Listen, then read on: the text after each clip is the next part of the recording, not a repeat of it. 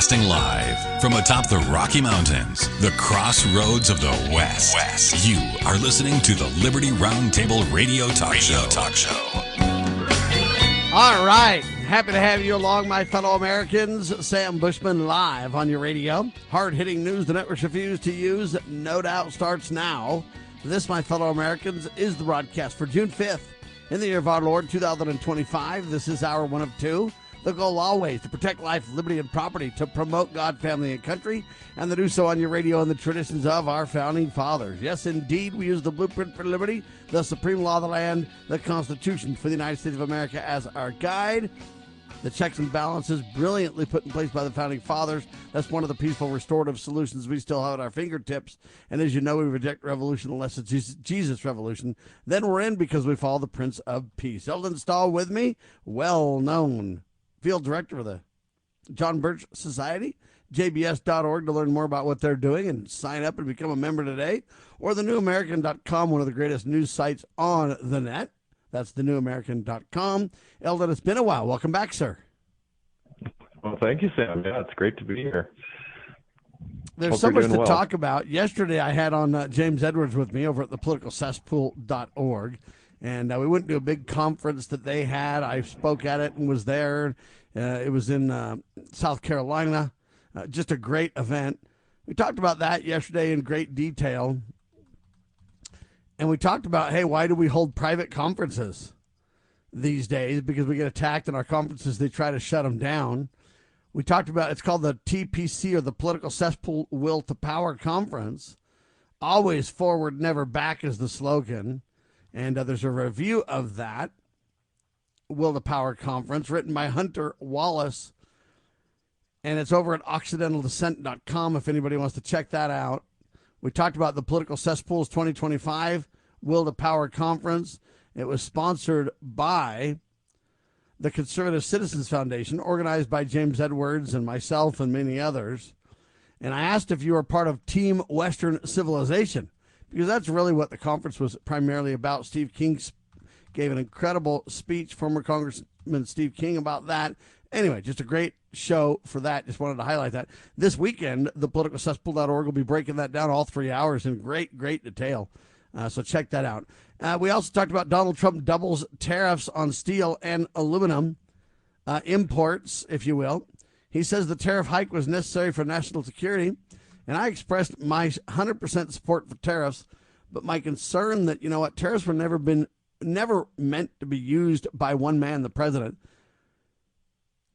to literally completely, instantly change the game and create an unlevel or manipulated playing field to where it's hard for business to know where they stand and all that kind of stuff. And I really highlighted, hey, if you want to put a 10% tariff on or something, a reasonable one, you want to give people time to implement it, that's fine. But this slapping massive tariffs and then pulling them away and say, just kidding, and using them as a bargaining, negotiating chip as one person. Congress is supposed to be dealing with tariffs and such. I support tariffs. I'm just not quite sure that I support the way Donald Trump's going about it.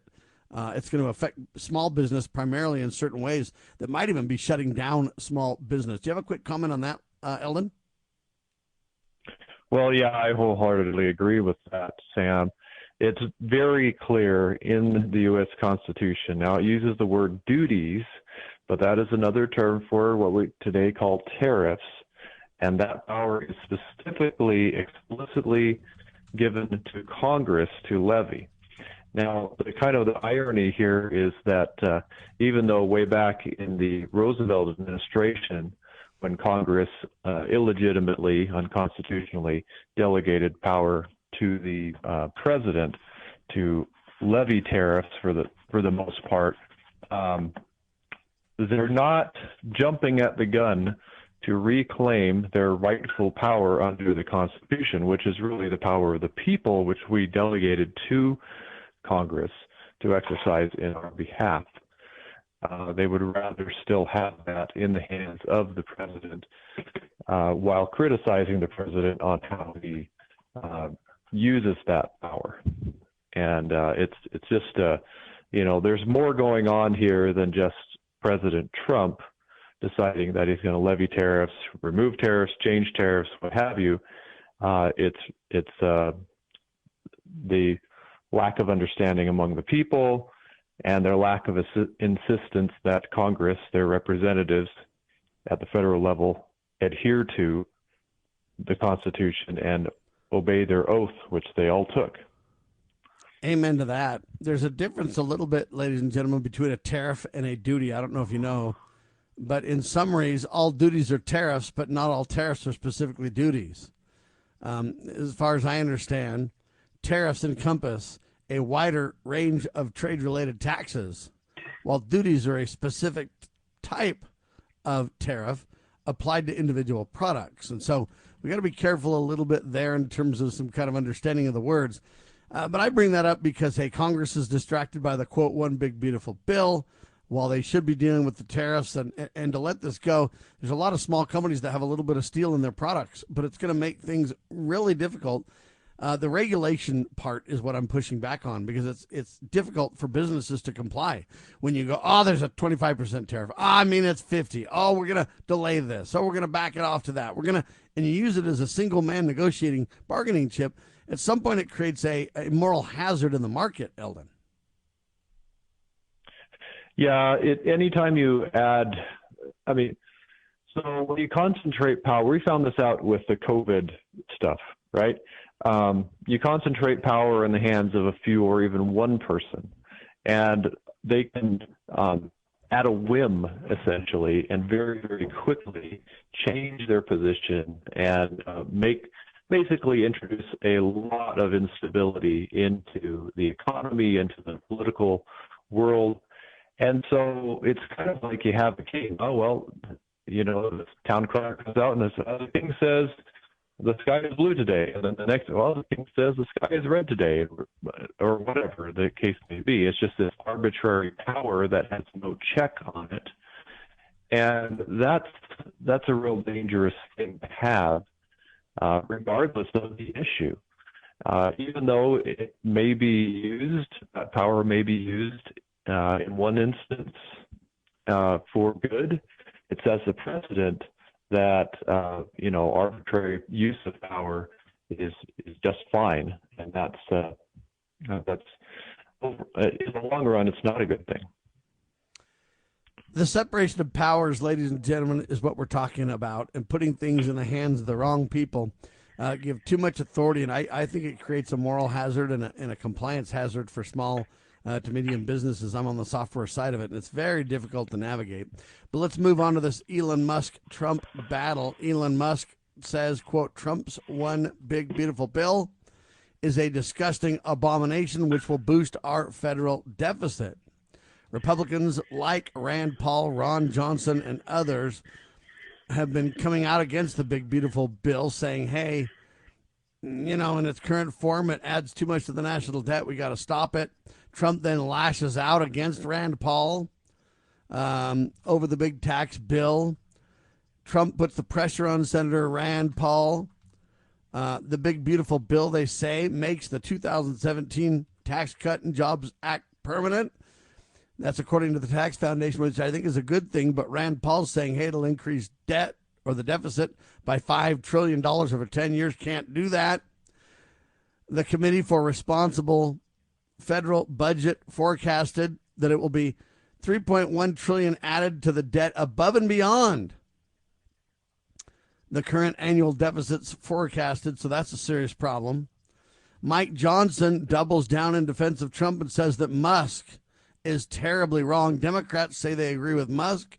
Now Marjorie Taylor Greene weighs in and says, wait a minute, I didn't realize it was going to prevent states from creating AI regulation in the bill. I didn't know that, or I would have voted against it. When it comes around after they massage this thing, I'm going to vote against it unless they pull that out. Mike Johnson says, I'm not pulling it out. So people are now being very critical of Greene, saying, wait a minute, what do you mean you don't know it was in there? You should have read the bill before you voted for it. This brings up the whole thing. It's over 1,000 pages. It's a disaster. What do you say to this, Eldon? Yeah, and so this is another example of many we could give of why it's not a good idea to have one big, beautiful, or ugly bill. You get a lot of everybody's saying, well, if it's going to pass, I'm going to put my pet project in there or whatever. And of course, nobody has time to read it, and it just gets passed along with everything. That's really not a good way to do things. It should be separated into, various appropriation bills and things.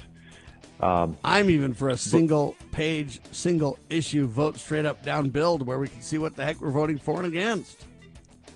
Yeah, something relatively brief that's reasonably of reasonable length that somebody could digest it and they have enough time to do so. They say you're supposed to eat an elephant, what, one bite at a time? I'm calling it a big, bogus boondoggle. Hang tight. You know where the solution can be found, Mr. President?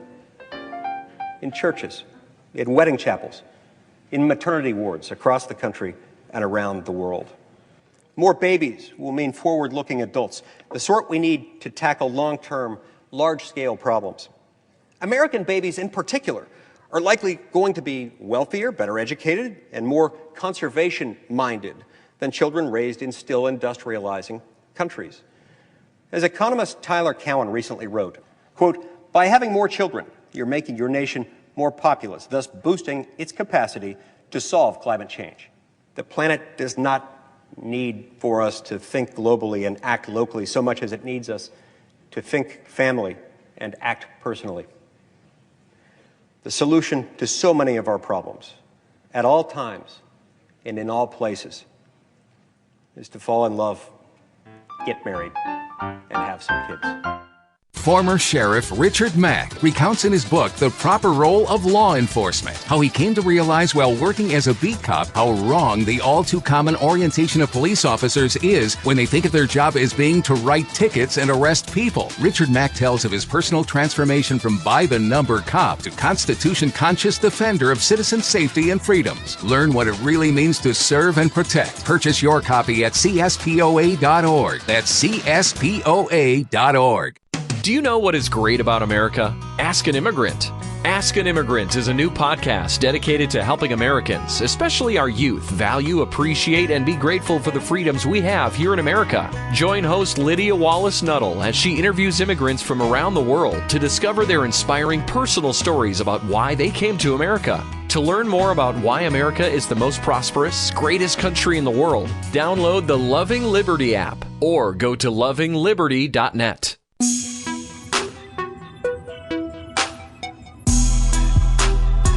All right, Eldon Stahl's with me, field coordinator for the John Birch Society, jbs.org, thenewamerican.com. We've just added Bryan Rust to the mix as well. For the past 50 years, the Rust family has been working 3 generations to help people understand precious metals. freewatercoin.co.com. Brian, Trump calls it a big, beautiful bill. Elon Musk, not so favorable. He says it's basically a problem. I say it's a big, bogus boondoggle. Your thoughts? Well, Sam, is it are we really any different than where we were before? They just that's the problem. Yeah, that's exactly what I say. That's the problem. They keep bringing up these new bills. Don't shut the government down. We've got this, but don't read it. It's the same thing over the last decade. It seems like of just kicking the can down the road. Well, the road's getting shorter, I think. I think the can's going to get to the end of the road here soon. But it's pathetic. To make your point, Rep. Greene says, hey, I would have voted no if I knew it was in the bill, leading some critics to say, well, you should have read the dang thing first. Amen to that.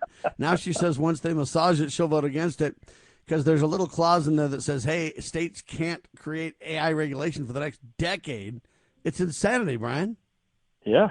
Well, that's what I'm saying. They're tying your hands. They're creating this another bill and adding whatever they want to it. And you look at the ones that just, that really don't have, good logic that vote for this stuff or common sense. Maybe that's the word, common sense. We've talked about that a bunch. They don't care. It's just because anything to go against here is what I'm voting for. I don't care what it is. We're sending everybody out brown toilet paper because isn't common sense, and why would you do it? But they're just going to do it just despite the other side. See, and that's wrong. That's why we need to weed them all out, get them all out of office. It's if I was a senator or a congressman, if I could not read or understand the bill in time for the vote, I would absolutely vote no every single time. That would be my duty. Eldon, what do you say? Yeah, I think that's kind of a rule of thumb that Ron Paul had when he was at Congress. He says, if I can't read it, the best choice is to vote no, because you just don't know what you're voting for. It's kind of like, I tell folks, if you're going to vote, if you're going to go vote and you haven't done your homework, maybe like you feel you should, or not knowledgeable, well, don't vote for somebody you have no idea who they are. Well, and the problem with these people is even if I want to do my homework, they don't leave you time.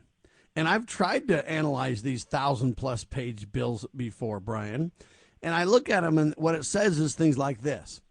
We modify, and then it says, like some regulation, whatever number, something section, whatever number, from, strike sentence 5 to say, this versus that. But unless I go read those other sections, so it's a 1,000-page bill, but by the time I track down all those pointers, I don't even know that if I read it, I can even understand what we're doing, really. Right? And that's kind of the problem here. Well, and isn't their job to read it?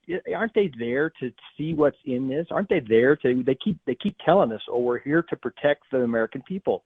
That's a load of BS, because they keep saying that, but they're not doing it. And the fact that they're jumping on the bandwagon of Pelosi's ideologic of don't need to read it. We'll read it when we have a chance, or when I'm sitting on my private yacht out there on my big, right. I mean, they're not going to read it. They give it to somebody else and say, here, you read it. If there's something, just tell me about it. Or I don't know. It's absolutely ridiculous. If I ran my company like that, I would have been out of business way long ago. And it seems like they don't care. That's the issue. They don't really care. It's not about the bill. It's about, we're going to do this despite whatever they want us to do. Whatever they want us to do, we're going to do the opposite. And that's the problem. What do you think, Eldon? I don't mean to be so critical of it. I know that they've got a difficult job, and hey, you don't want to just vote no on everything because you get a bad rap if you do that. But at the same time, it's like, I would just simply say, whenever anybody asks me, why did you vote against this bill? Because I don't have time to read it. Because when I read it, it's so complex, I can't even understand it. When you're talking about a 1,000-page bill that points to other legislative pieces and regulations, and we modify this to that to whatever, I mean, at some point I just go, what? So I just asked Grok, grok.com, hey, can you please summarize the one big beautiful bill? And it says the one big beautiful bill appears to refer to a proposed legislative effort, likely the Consolidated Appropriations Act, or a similar omnibus spending bill based on U.S. legislative context.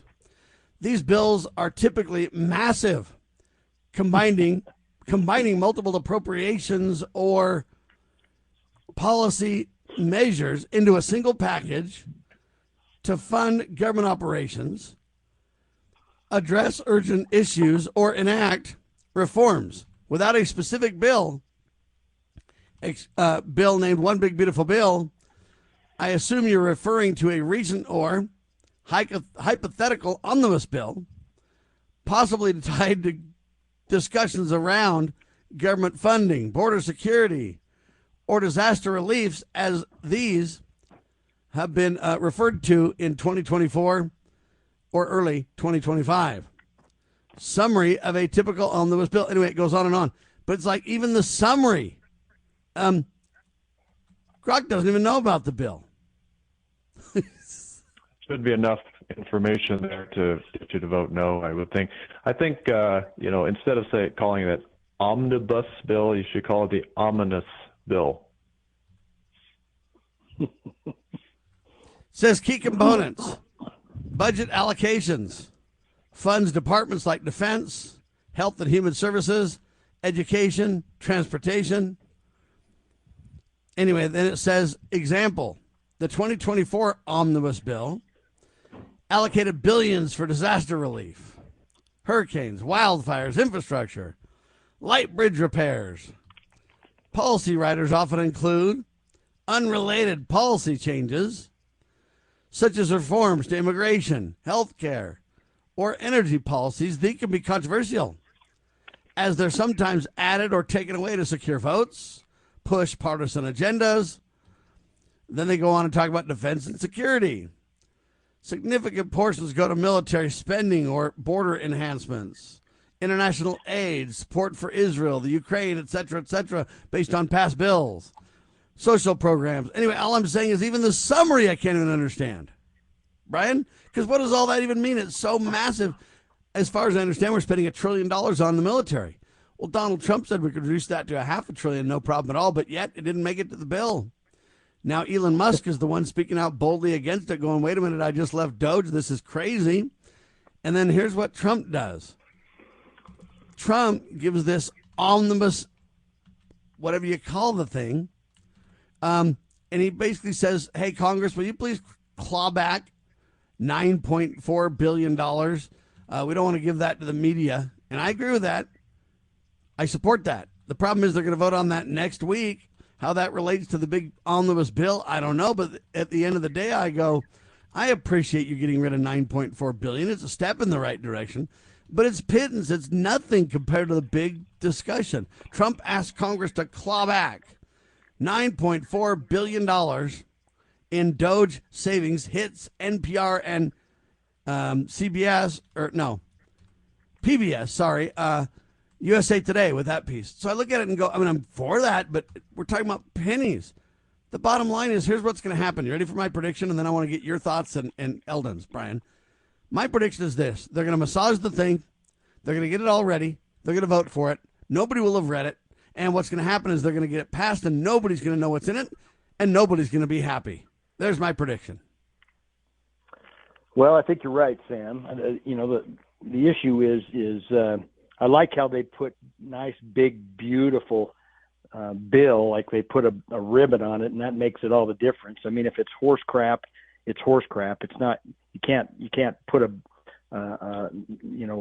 change the wording and make it this beautiful pile of brown stuff here on the ground. It is what it is, and so to put a ribbon on it isn't going to make one bit of difference. It's not beautiful, and hindsight, now we go into the bill, and down the road they say, well, you signed this, here's what's in it, you should have read it, type thing. But we don't need that. So here's the deal. I think the deal is the fact of, do we trust them? Well, Doge has shown that we shouldn't be trusting our government per se, because all the massive spending that's out there, and we know for proven fact that some of this is going on. We know it's going on. So now we're just supposed to lay down and say, oh, we trust them. They won't do this to us. They're not going to stab us in the back, when they're literally stabbing us in the back, and we proved it in the past. And I get the fact that Elon's mad. Why wouldn't he be? They've asked him to go in and find things and from what I understand, he didn't even bring out all the stuff because he was afraid of his life, I think, or things that to bring up other factors that we wouldn't be happy about. So are we going to be happy about this? I say no. It's a big, bogus boondoggle, ladies and gentlemen. I'm telling you right now. And the sad part is Republicans are now realizing that it's a sham, and a lot of them are jumping on. Here's the problem. Donald Trump is attacking Mike Lee, Rand Paul, Thomas Massie, Greene, who voted for it but now wishes she hadn't, and says when it comes around again, she'll vote against it. The problem is those who are standing up tall like we would, they're being attacked by the president now.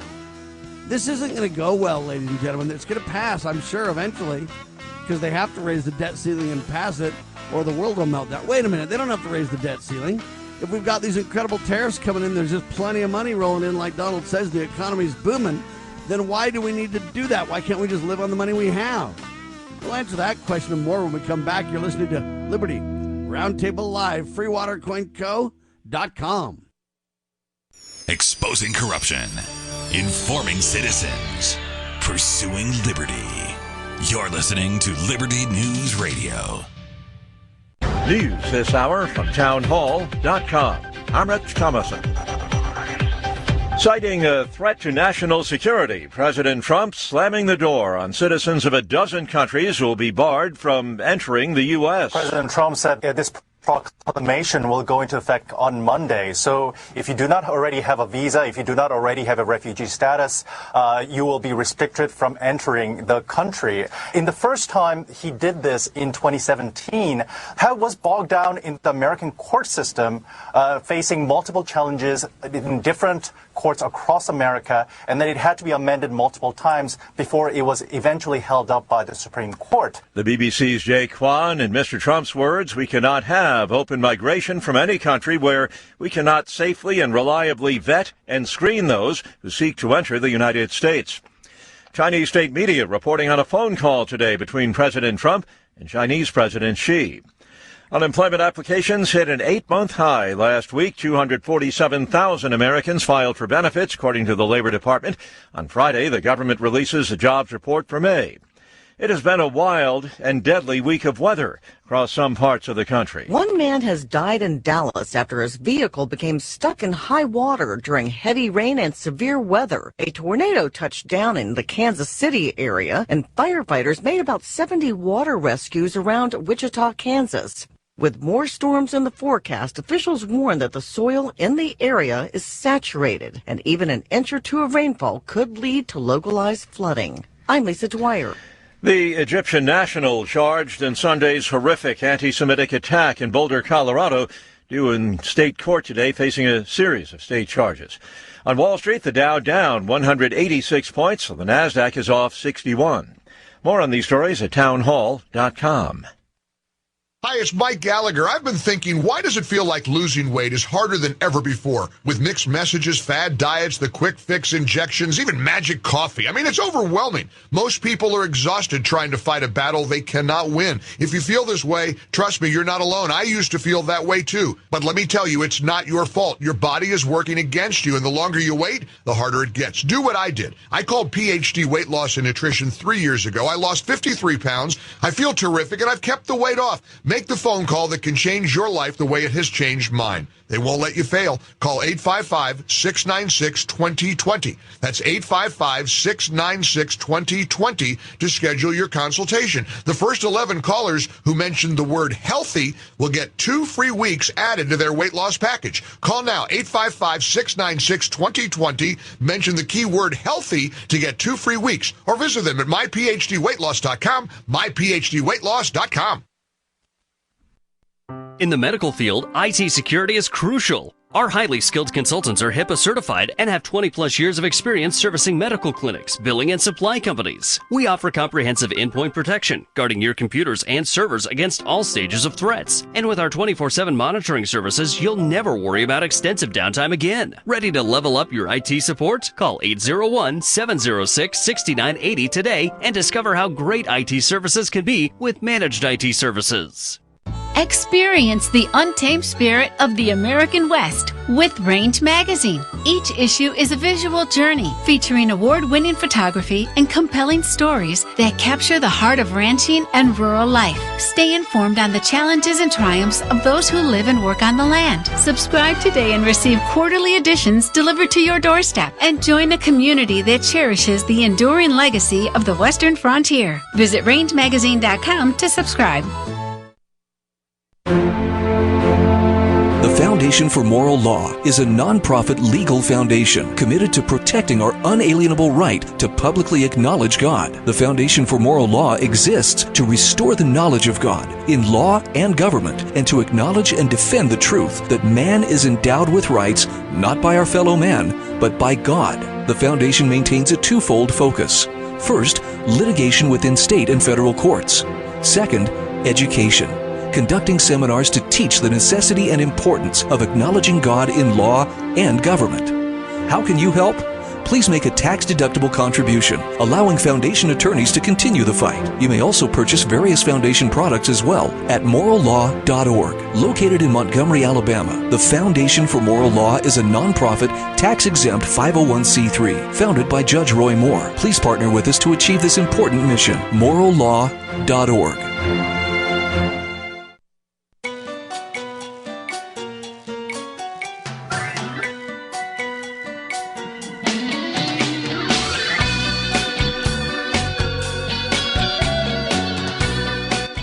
Broadcasting live from atop the Rocky Mountains, the crossroads of the West. You are listening to the Liberty Roundtable Radio Talk Show. All right, the bottom line, ladies and gentlemen, I'm just telling you right now. Representative Greene says I would have voted no if I knew it was in it. Well, Greene, that's why I've been telling you, sister. You got to read the bills, man. That's the problem. Now, I've been telling you it's a big, beautiful, bogus boondoggle or whatever else. But there's some people on the internet that are referring to it like I am. Republicans, quote, big, beautiful bill is a budget-busting boondoggle. After years of promising cuts, GOP runs up more debt instead is the headline. And let's see, Patricia, whatever, wrote this thing. And I commend her. Patricia Murphy is her name, wrote this, I guess. I commend them for speaking out on this. Now, let me explain what's kind of the big battle is and why Trump says it's a big, beautiful bill, not a boondoggle. Trump believes that, yes, it increases spending, but who cares? Why? Because the incredible economy under Trump and the incredible tariffs and everything he's putting together, it's going to make way more money than the spend will be. So don't worry about the spend. The growth in the economy is going to drive profitability and stability, and it's not really a problem. Guys like me say that's great, but you can't count your chickens before they're hatched. I appreciate that we're going to have a bunch of money rolling in, and he may be right. After all, he's thrown tariffs on top of my IRS taxes, so now I have the ERS and the IRS abusing me as a citizen. But I look at this and go, you cannot count on this incredible economic growth reality. Because what happens if the spend happens but the growth doesn't happen? Well, that's what Rand Paul and others are saying as well. And now Trump is attacking all these people. Eldon and then Bryan, what do you say to that? Yeah, that's spot on. Of course, the constitutional limits of power are completely left out of the question, but that's an outgrowth of the understanding of the people. As Robert Wells, the founder of the John Birch Society, said many times, politics is always downstream from education. What happens in the political world is an outgrowth of the understanding of the people, because they're the ones that ultimately hold these people to account for what they do, or encourage them to do or do not certain things. It's really one other thing. James Madison said this, that we're not going to always have virtuous people in office. Donald Trump will not always be in office. Where we need to focus our efforts is Congress, because really Congress is the problem, and that's a reflection of the understanding of the people. Once we change Congress, then okay, we're going to have reduction in spending. We're going to have things much better in line with what the founders intended. Till that time, Donald Trump's looking for a legislative win that he can, trumpet. Okay, well, that's nice for him, but it really doesn't do much for our country. Although, yeah, there are some things like, okay, making the Trump tax cuts permanent, but we could have that in a separate bill rather than lump it all in some sort of thing to entice people to vote for it. Anyway, Patricia Murphy writes for AJC.com, which is the Atlanta Journal-Constitution is what it stands for. Bryan, what do you say to this, though? So, Trump is attacking everybody going, hey, man, the booming economy is just going to, it doesn't matter if we spend more because the economy is going to bring in way more, and overall it's just not really a big deal. My problem is you just can't count on that, Bryan. And when we talk about government every time, they promise the moon and the stars and end up giving us nothing but, as you mentioned, a big old pile of manure on the ground. I don't think we can count on the economy, zooming back enough to cover all this kind of stuff. Do you? Well, no, I don't. But I think if you look at the overall picture here, the overall picture is broke. The system is broke. You say, well, you don't have. You say that what's your power as in this as Congress or the House or the checks and balances? What do you have? They don't care about any of that. Biden was doing whatever he wanted to do. He didn't care if it was his power or not. The system is broke. I am pleased that Trump's trying to change some things. I'm very pleased with that, and I think a lot of people out there are pleased that they're trying to change. Are we out of whack with our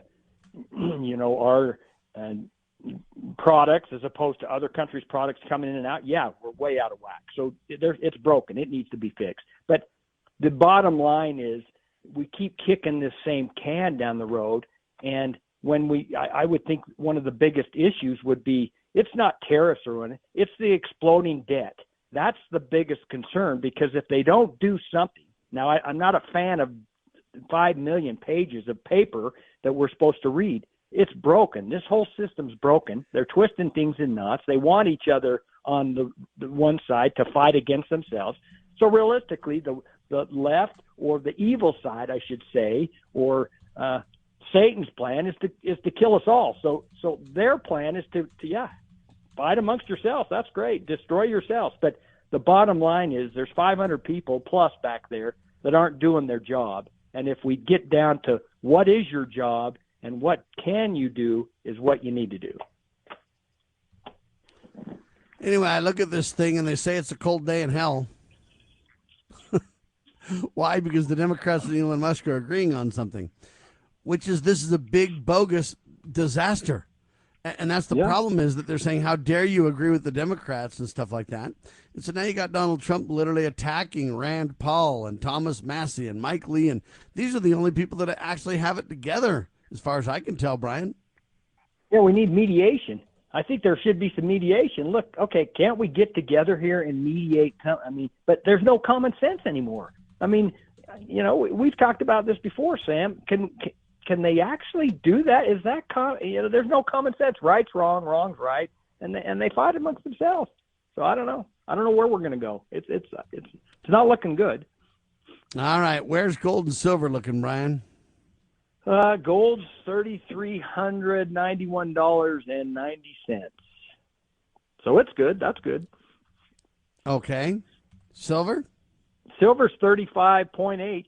If you look back at the end of May here, silver was 33.10, so we're $2.70 higher on silver. Silver's starting to move. It's about time, because it should be $50, $60, $70 an ounce. What's that ratio? What's that ratio looking like right now? I think I don't have it right in front of me, but I think it's under 100 right now. Historically, 15, 20 to 1, right? What's that? Historically, it's supposed to be 15 to 20 to 1. Yeah, I mean, they changed that to 32 at one point, and so 32 to 1, and now we're just under 100 to 1, I believe. While he's looking that up, Eldon, what do you say to this, though? I'm just saying it's amazing. You've got the Democrats who are complaining about this. I hate to agree with the Democrats, but when they're right, you got to, if you're honest, right, Eldon? Yeah, you should realize, and we noticed this in like the scorecards we put out with the Numbers Society too. A lot of times people vote well, you might say, constitutionally or whatever you want to call it, but for much different reasons. They're not the reasons you might think are ideal. And so just because, say, someone like Elon Musk agrees with a lot of these progressive Democrats doesn't mean that it's the same motivation for their position. A lot of what motivates things at the federal level and in Congress is going to be partisanship and also power, and they're very well connected.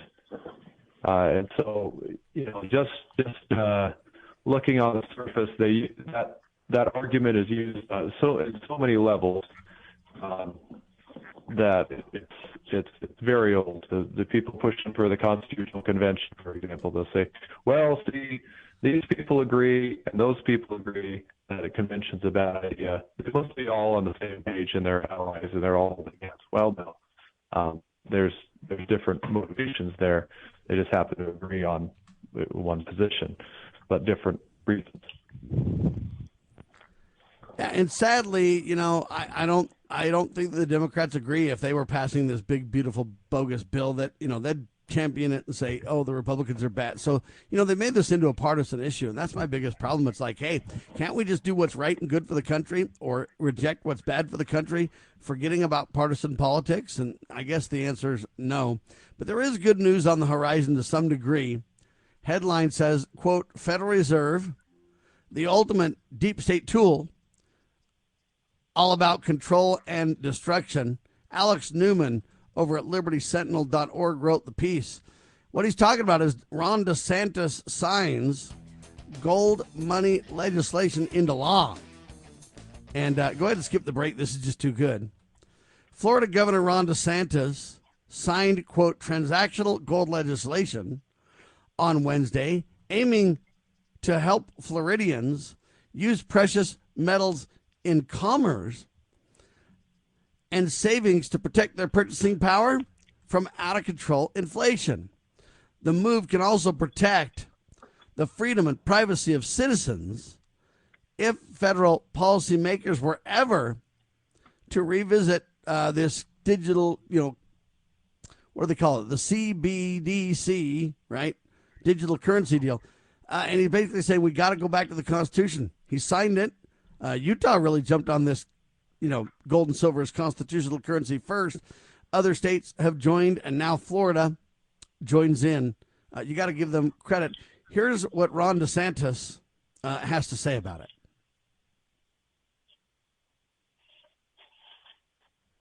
We've got a really, I think, landmark piece of legislation that we're going to sign here today in a minute. And before I get into why we're signing the legislation, which, just so everybody knows what it is, we are going to utilize our authority under the Constitution in the state of Florida to make sure that gold and silver are recognized as proper legal tender. So you're going to be able to conduct transactions in gold, conduct transactions in silver, and we'll talk about why that's important. But before I get into that specifically, I do think it's important to point out how Florida, we've really led the way on protecting your economic independence and your financial sovereignty, because we've seen over the last particularly 5 or 6 years a coordinated assault on the financial freedom of people here in the United States and really throughout the world by some of the powers that be. We were the leader in the entire country in banning the use of a so-called central bank digital currency. Now, this is something... All right, go ahead and pause, Liz. The new law, they say, believe it or not, passed unanimously by lawmakers in both chambers. It aims to create a system that citizens can use to buy, store, sell, and save, along with transact with gold and silver. It's huge. It creates a, quote, framework for precious metals to become a part of, quote, everyday commerce with backing and authorization from the state. Eventually, of course, the law will pave the way where consumers can use a debit card style transaction.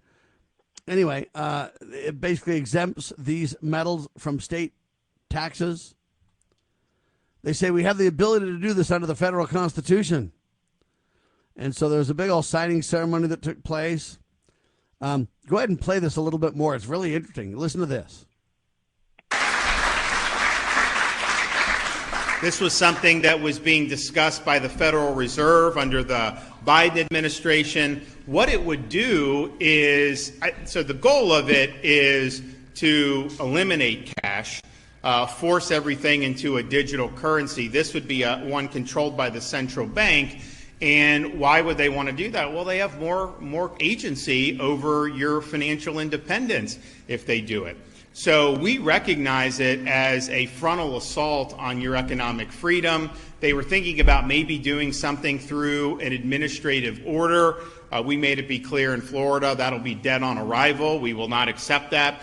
And Congress really, I think the idea is almost dead at this point because we led so forcefully against it. But why would they want to do a central bank digital currency? Well, it goes back to other things that we have fought, such as this whole ESG idea. You remember this ESG, environment, social governance. This was very popular in elite circles a few years ago. Not so much anymore because the state of Florida, starting in many years ago, we leaned in against this and fought back. And what were they trying to do with ESG? They basically... All right, go ahead and pause. We'll talk about ESG a little bit more in a second, but he basically brings up several things that are kind of setting the stage to push for a digital currency. He finishes the comments that we're talking about right now by saying, hey, we're the first large state to step up and to get this done, the governor said, and this is right out of the Constitution of the United States. Eldon first, then Bryan. What do you say to this? It's a piece of good news. Yeah, it is. And what I was referring to, I believe, is Article 1, Section 9 or 10, I should know off the top of my head. But it basically says no state shall make anything but gold and silver coin legal tender for the payment of debt. So the implication from that is that that's the only thing that a state could, under the U.S. Constitution, make a legal tender for the payment of debt. And, lo and behold, it's amazing what happens when people actually open up the U.S. Constitution and read it, isn't it? They actually you're supposed to read the bills and you're supposed to read the supreme law there, Eldon. Yes, sir. I mean, it's so it's actually pretty powerful when the people realize that they can read the Constitution, they can understand it, and they can insist that it be followed. One of, I suppose, many examples which could be given on how that can be done, but it's another very encouraging step. What happened in Utah was it was an overwhelming majority in both houses that passed that transactional gold bill, but then the governor vetoed it. Governor Cox did, and then betrayal of betrayals. Like what happened last year in Wyoming, the leadership in the legislature decided, we're not even going to get together to try to consider overrides of vetoes. So that's what happened. To me, that's an affront to the rights of the people. We should have the right to have. And all those people, in my opinion, should be fired by the next election cycle. They're out on their ears. Bryan, what do you say to all this? Well, obviously, getting back to the Constitution is a key. I mean, that's one of the biggest problems in our country today is we've just kind of, that's just these old men who put some things together, and it doesn't really, we don't need to follow it, I guess. But yeah, it's great. I mean, using gold and silver is there again, I would suggest, I'm more of a physical guy where you take delivery and you got it and you walk down the street and trade it or whatever. But yeah, they have. There's companies out there that you have to be a little bit careful because they say store your stuff with us, and then we'll give you this card and you can use it. The problem is it, do they still have it? Have they spent it? Are they? I mean, I've watched some of these depositories and so on just take people's money and run. So I'm more of a physical, like you have it, you own it, you got it. Yeah, so you kind of feel like that. Steve Miller Band is like, go on, take the money and run. Yeah, go. Right. Kind of thing. What I propose people do is they basically primarily take possession of their metals, but then they put a little bit in some of these places where if you really need to buy something via a debit card, you can tie it to constitutional currency.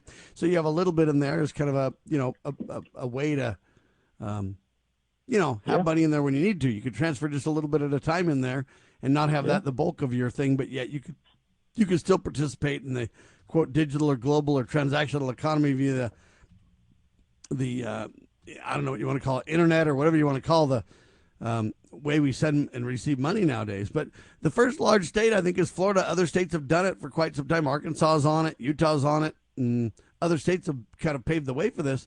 But, man, it's really good for Ron DeSantis to, number one, do it, but two, to have overwhelming support in both legislative whatever by lawmakers in both chambers overwhelmingly.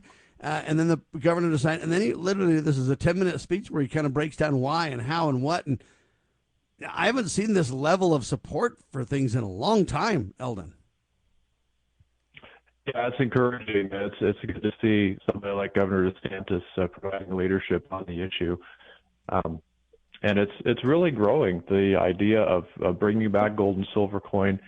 And people are, I think, justifiably concerned about the stability of the U.S. dollar, the Federal Reserve note, the pieces of paper which we're forced to use or accept as payment of debt. And that's, it's in a way, that's a good thing that's happening, but in a way, it's not, because people are motivated by a problem that's been caused by a departure from what the founders of our country intended. And but sometimes a little pain can be a good motivator. The question is, when are they going to hold a vote on the audit the Fed bill again? We have a chance now to audit the Fed, and that's really one of the biggest things that need to happen. Rather than the clown show about how much we're going to spend us into oblivion, let's audit the Fed and get to the bottom of it. When are they going into Fort Knox, Brian? I think they called Brian and asked him to go into Fort Knox, didn't they, Brian? Yeah, they didn't return my calls. I was ready to go, but yeah, it's pathetic. They haven't followed up on a lot of these things that they said they were going to do in the past, and they just keep kicking the can down the road like and we forget about it. You know, what about if I turn my paper back that I've written all these notes and different things that we've talked about over the years? If I go back here, well, wow, they never did anything about this back here. And how long's that been? They just kind of hide it now. They don't talk about it, or they don't talk about this, or they don't talk about that. So it just goes away kind of. So they clutter our lives up with all this crap. They don't accomplish maybe 10% of all the 100% they should. And it just melts away. You don't hear about it. But boy, their media, when they want to cause more havoc and chaos, then they send out their reports, regardless if it's true or false. They just throw it out there to cause more havoc. And so I'd say we start I think Trump's trying to make headway, but then you'd start hearing about, well, now they're fighting amongst themselves. And he doesn't like, so I'm kind of torn, Sam. I'm not really sure what to believe and not to believe. Am I too crazy to say this statement, Eldon? We need to punish them at the polls. Well, no, that's a perfectly legitimate thing. We need to, and who owns really the what poll? Well, that's a related issue, and that's an important issue too. But one thing at a time. Yeah, sorry. That's all right. I think that's something we need to do. I always go back to this. I remember when Kristi Noem came to town, and I was living in South Dakota, and she gave this great spiel about, hey, this spending that we have is unsustainable. Everybody nods their head, then it gets to question and answer, and it's, well, Representative Noem, I'm concerned that XYZ pet project of mine will be cut. I want your assurance that it will not. Oh, yes, I'll make sure I do that. Okay, then it's a long line of people that get up and say basically the same thing, and she says, yep, I'll make sure that your funding whatever will be protected.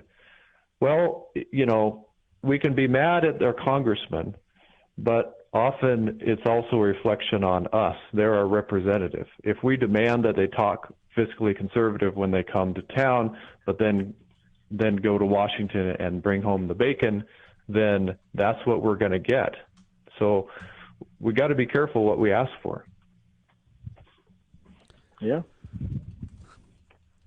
We need to punish them at the polls, as far as I can tell. I don't know any other way to get through to them. Yeah. If we had a mandate at the polls where enough Americans said, you know what, I don't believe you've done us right. I don't believe it, and I'm not. And if they get punished at the polls by they're gone, hey, the next group might pay attention a little bit better. If we don't, I don't see it getting any better at all, Brian. Well, yeah, I agree. We got to punish him at the polls, but I look at what about Cox? Cox gets reelected, and yet he caused havoc for his running mates and so on. So he couldn't get elected, or it seemed like, and he did this illegally where he didn't have enough signatures. Liz, turn up your music. We're about out of time. Sorry, Brian. No, you're all right. But all right, we're flat out of time, Brian. I don't mean to cut you off. Thank you so much. I just need to promote your website a little bit to make sure people know where to go. You've got a friend in the honest money business, ladies and gentlemen. freewatercoinco.com. God save our republic.